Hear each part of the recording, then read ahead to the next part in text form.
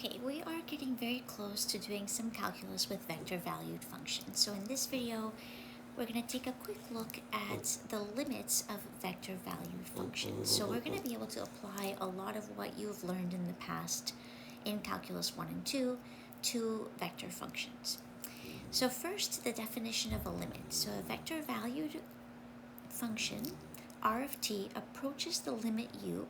The limit will be a vector if the limit as t approaches t sub 0 of the magnitude of the difference between r of t and u equals 0. And we write that the limit as t approaches t sub 0 of r of t is equal to u. I just want you to have a picture of what we're doing here when we're finding limits. So here is a vector function r of t. And let's suppose that I want to know what happens as t approaches some value t sub 0. So my particle, for example, is traveling along the curve. So here's what our vector function's doing as t is increasing. And as t approaches t0, our vectors are getting arbitrarily close to this vector here. Let's call that vector u. So as t approaches t0, we get closer and closer and closer and closer to that vector u.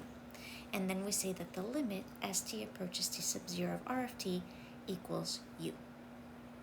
Really what we're doing is we're finding the difference between our vector u and position vector r of a specific t, and we want the magnitude of that difference to go to 0. So the vector that I just drew, let me draw it again in blue.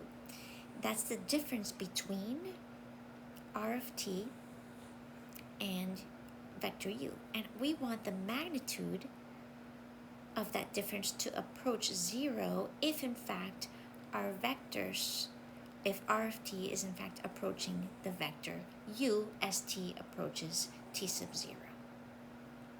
So that's what it means to have a limit. The limit itself will be a vector. Now, in practice, how do we compute this? It's actually really nice because in practice, vector valued limits are computed component-wise.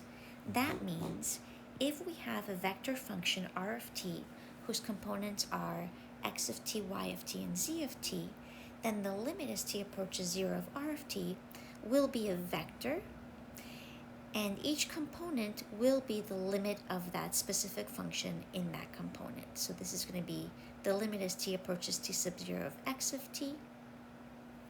The second component will be the limit as t approaches t sub 0 of y of t.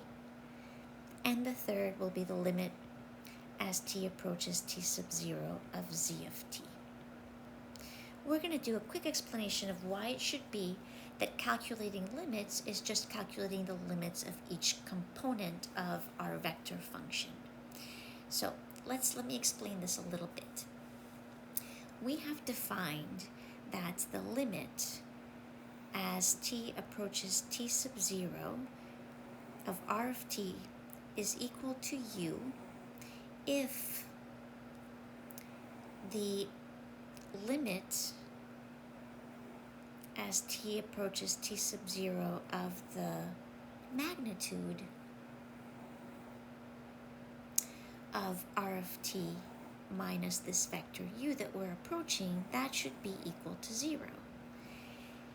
Okay, so let's take a look at this magnitude and what it means. If we think about the magnitude of r of t, well, let me write here in red, let's let u, the vector that we're approaching, let's give it some components a, b, c.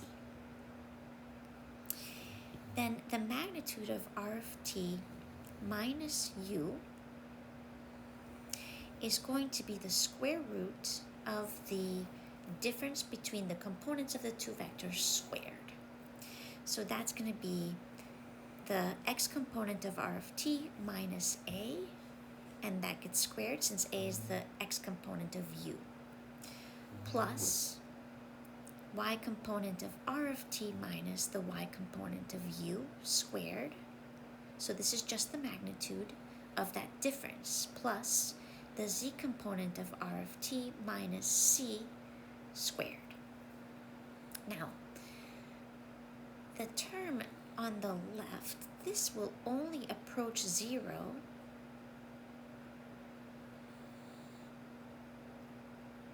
if the term on the right approaches 0. Now, on the right, we have 3 terms that are being squared, so they're all positive and they're being added. The only way we get a 0 on the right is if each of those, 1, 2, and 3, approaches 0, because we need that sum, and they're all positive pieces. We need that to add to 0. So the only way that the left approaches 0, if and only if x of t minus a approaches 0, y of t minus b approaches 0, and z of t minus c approaches 0. And if all of these approach 0, then our r of t will approach u.